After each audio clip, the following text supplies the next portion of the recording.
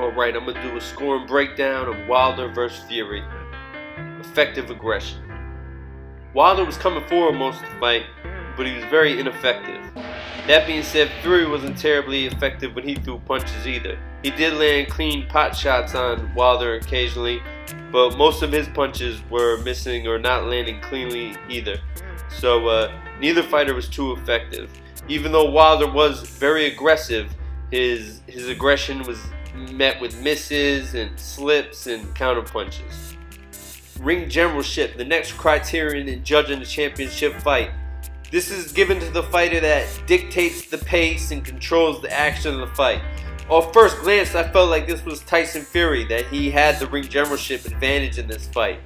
But then upon further analyzing, he never really tamed Deontay Wilder with his counterpunches. Deontay Wilder just kept coming relentlessly, and Fury, he landed some clean, but never really hard punches that made Deontay Wilder back down and not come forward aggressively. So ring generalship, I'm kind of putting that about even. The third one is the most forgotten about element of scoring in boxing, and that's defense. And this one was clearly given to Tyson Fury. Tyson Fury had the advantage of defense all the way.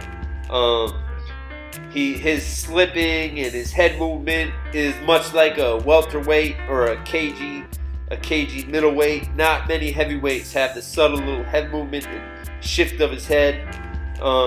Obviously, he didn't quite get it right there. He got caught. But yeah, definitely. That being said, Wilder was kind of effective with this high guard defense, keeping his hands up straight like a Winky Wright or a Marlon Starling. But he, it didn't work out because he was very tense. He wasn't rolling with the punches well, and it got him in. It made his high guard defense somewhat effective, but only partially. So definitely the defensive category, Tyson Fury wins. The last criterion for scoring a championship fight, hard and clean punches. Hard and clean punches were not abundant in this fight. Wilder threw lots of hard punches, but landed very few clean. Tyson Fury landed some clean punches, but they weren't very hard. They were arm punches more so.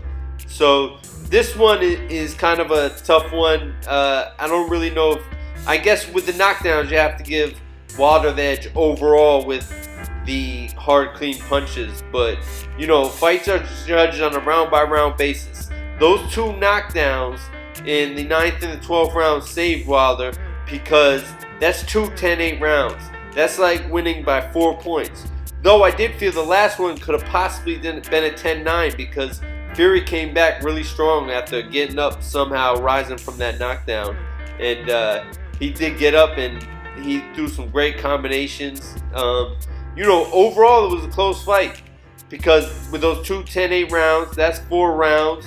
I felt like Wilder won the second round. Early was close. Tight fight, man. I suggest you rewatch it with the volume off and take your opinion, remove your emotions from the fight.